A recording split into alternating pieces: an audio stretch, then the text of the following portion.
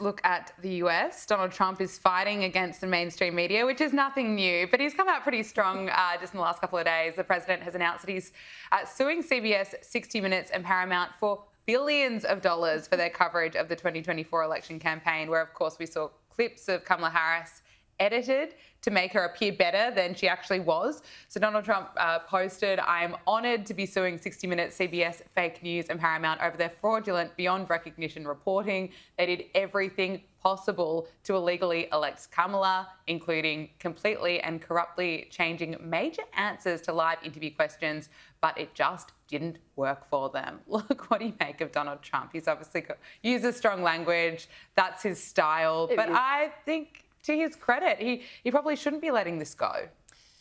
So my rule of thumb is if you're going to do that with one, you've got to do it with others. So you can't just target one particular mainstream media outlet that has done that.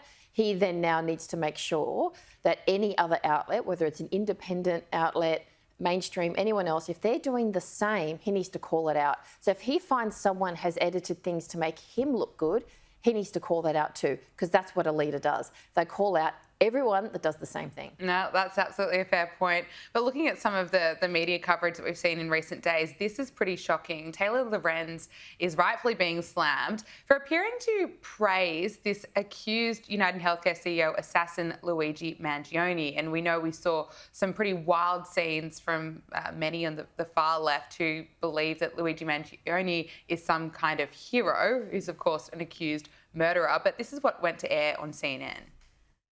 Hilarious to see these millionaire media pundits on TV clutching their pearls about someone standing a murderer when this is the United States of America, as if we don't lionize criminals. You're going to see women especially that feel like, oh my God, right? Like, here's this man who's revolutionary, who's famous, who's handsome, who's young, who's smart. He's a person that seems like this morally good man, which is hard to find.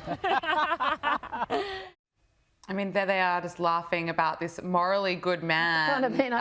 Honestly, and no real pushback from CNN. So I think there's a couple of factors here. I think America, or you say Hollywood, they do glorify criminals. Yes, so if you look at there's mini-series all the time and people are watching it, and not more of an investigation type show, but actual glorifying people, which I think is quite disturbing. And also that we're in a society now where we think killing is on a scale, right? So if we kill this group, it's okay, or this person is okay, but if we kill this group, oh, they deserved it, or this group was asking for it. So we've got this mixed understanding of, oh, murder's okay if, and it should be, how about it's just blanketly wrong. You do not kill. End of story. And I think we need to go back to basics, basic morality. You just don't kill people, regardless of whether you want to justify it, or society, or government, or corporates.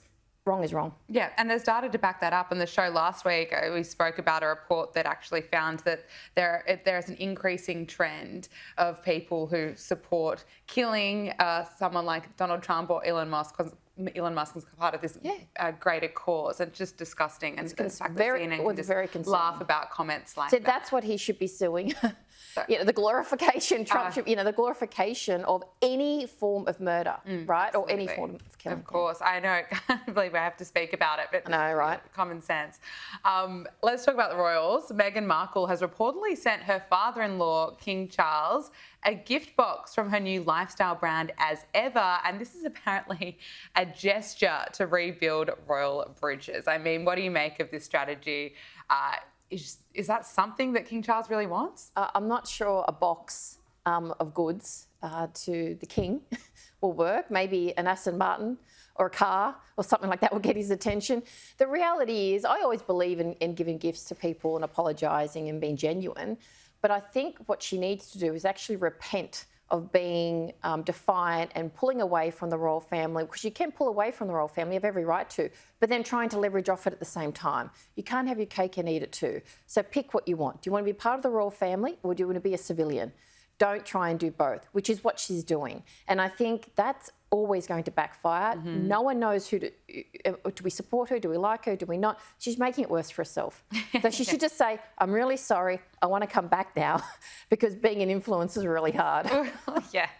Well, Prince Harry, I'm not sure if he's much better than Meghan Markle because he's apparently reportedly working on a follow-up to his memoir, Spare, sparking concerns within the royal family, of course, about what else he could possibly reveal about them. And this is, of course, around his legal bid to regain police protection in the UK, and that if that fails, he'll be speaking about that in his book too. I mean, is that something that you want? No, I didn't want the first one. Yeah.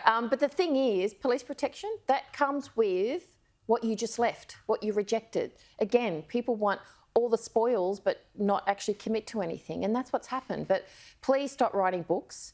And if anything, take your profile and use it for good.